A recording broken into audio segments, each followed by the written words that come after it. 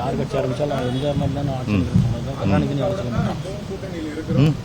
சின்னம் வந்து ஈரோடு கிழக்கு தேர்தலுக்கு கொடுக்கப்பட்ட ஒரு தற்காலிக தீர்வு தான், இன்னும் நிரந்தர தீர்வு இல்லைன்னு சொல்லிட்டு ஓபிஎஸ் சொல்லியிருக்காரு. இல்லை, அவருடைய பேச்செல்லாம் ஒரு போட்டோ எடுத்துக்க வேணாங்க, விடுங்க.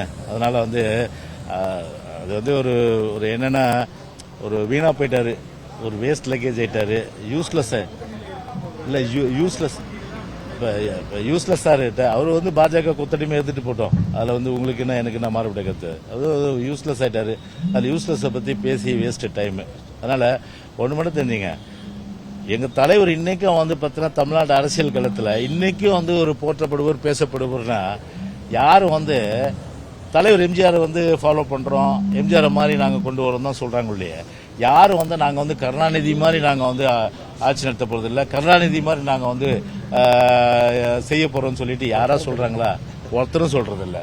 அதனால் தலைவர் புரட்சி தலைவர் தான், மீதி பேர் தான். ஓகே. செய்திகளை உடனுக்குடனும் துல்லியமாகவும் தெரிந்து கொள்ள சப்ஸ்கிரைப் பண்ணுங்க.